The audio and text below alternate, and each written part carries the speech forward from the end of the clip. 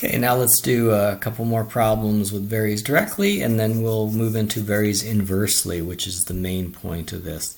So varies directly, again, what we're going to do is we're going to find the output variable, and we're going to say that it's proportional to the input variable, and then we're going to express that as an equality. Instead of y is proportional to x, we're going to write y equals n times a constant value k. In number 2, it says the distance d in meters that a ball rolls down a slope varies directly with the square of the time. I'm sorry, this should be x. This one's a little bit more complicated because the d is the output, is the dependent variable, but what is the independent variable? The independent variable is time, but do you see how it doesn't vary directly with t? It's not d varies directly with t, it says varies directly with the square of the time. So actually it's d varies directly with t squared, right? So we write that using the sentence they gave us, which means that we could write an equation which says d equals k times t squared, okay? It has been, okay, in 2 seconds the ball has rolled 9 meters. So now they're going to say that in t equals 2, the d would equal 9, so we can use that to figure out the k value. Now in this case it wouldn't just be 2, it would be 2 squared, because look, it's t squared and 2 is t. So that means 9 is equal to k times 4, so k is equal to 9 divided by 4. Okay, so now we have an equation that connects d and t, which is d equals kt squared, but instead of k, I already know that k is actually equal to 9/4. Find how far the ball rolls in 5 seconds. So to do that, we just plug in 5 in for t, so it would be 9/4 times 5 squared, which would be 9 times 25, 9 times 25, or 5 squared, divided by 4. I prefer to do all the multiplications first and then do the division, because then I don't need to put parentheses around it.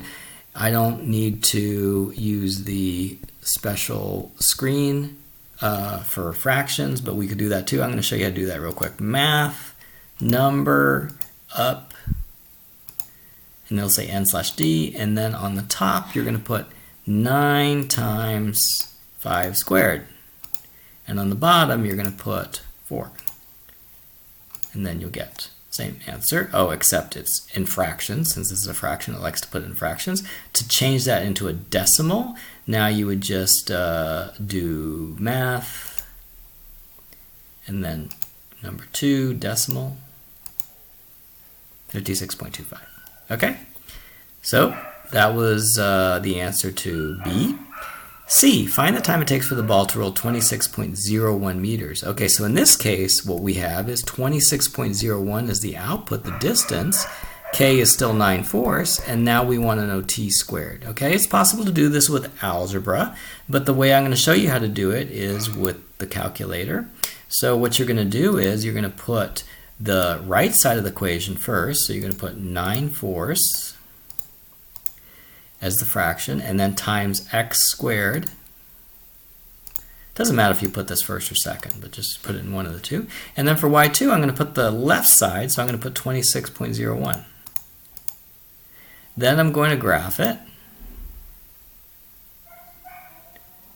My graph was already kind of set up to look at the positive numbers here, but I can also change it to zoom standard just to see what it looks like when the calculator is just turned on. And the dog's getting a little bit too excited. And you can see the 26 is off the screen, so I'm going to change my window so that the y max is at about 30, and then it'll be on the screen.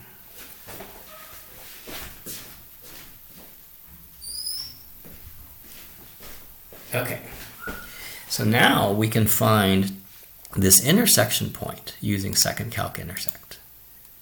5. So the intersection is 3.4 comma 2.601, which means 3.4 comma 26.01. Now what they asked for is the time, and the time is the first number in the ordered pair. So the answer to C is 3.4 seconds. Okay?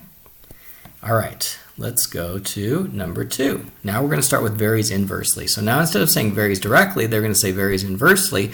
What you do with varies inversely is you say, okay, y varies inversely with x, and then you would write something like that, where you would put x in the denominator. Or you would write it as an equation, and you would put k over x. Okay? All right. Now let's do this problem that they gave us here. The number of hours h that it takes to build a model varies inversely with the number of people who work on it. Okay, so the more people you have to work on something, the less time it takes. That makes sense, right?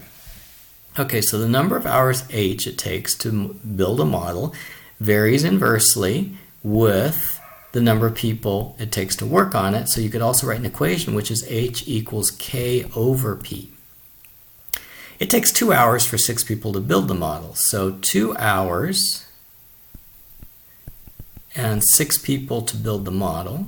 So our k value here is equal to, multiply both sides times 6, and we'll get 2 times 6, which is 12. So our k value is 12. So write an equation connecting h and 12. It would be h equals 12 over p. How long will it take 10 people to build the model? Okay, so then we would just say h equals 12 divided by 10. So it will take 1.2 hours.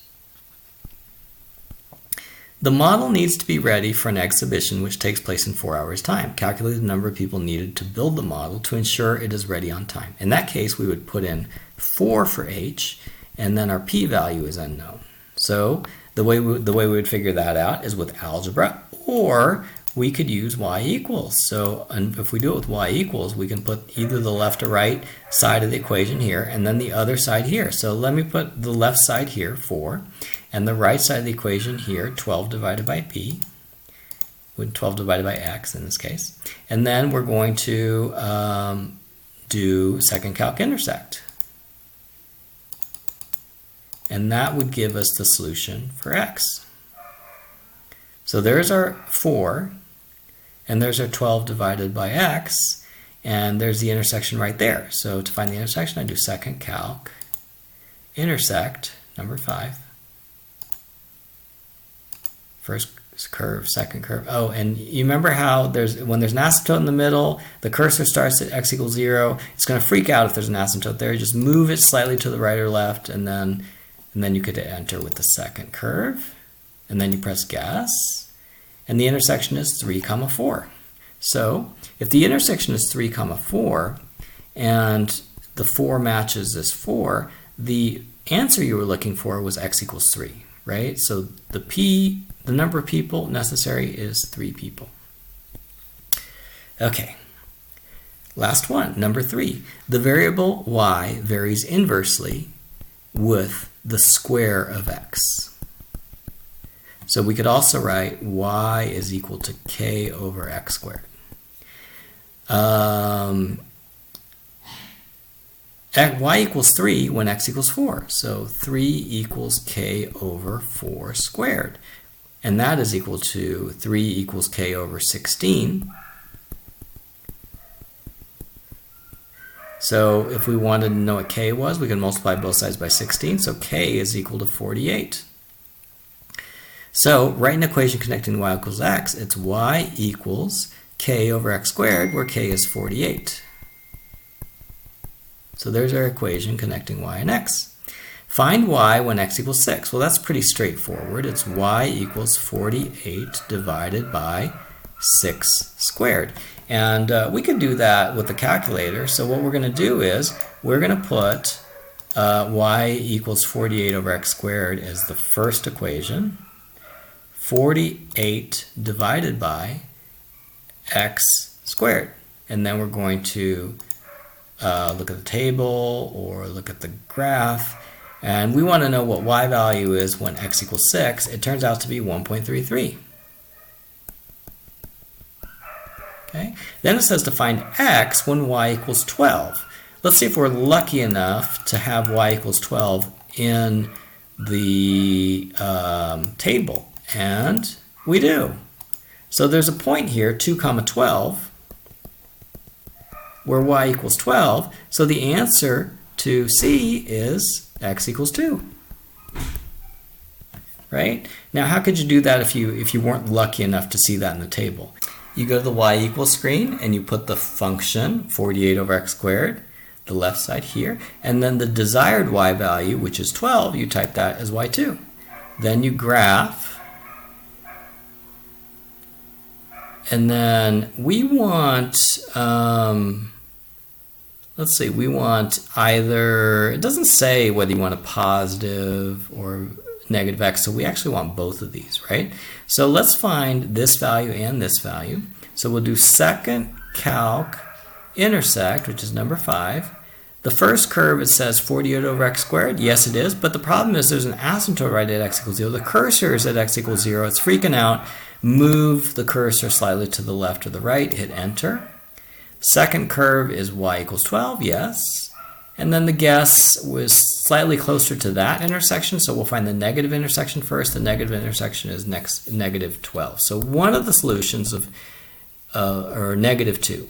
So one of the solutions for part C is negative 2. The other one is probably positive 2. So let's find that. Second calc, intersect, first curve, second curve, and then we're going to move the cursor closer to the second intersection point, hit enter. And the second intersection point is x equals 2, y equals 12. So there's 2 possible answers actually to 3C, the x equals negative 2 or x equals positive 2. And that's it for this page.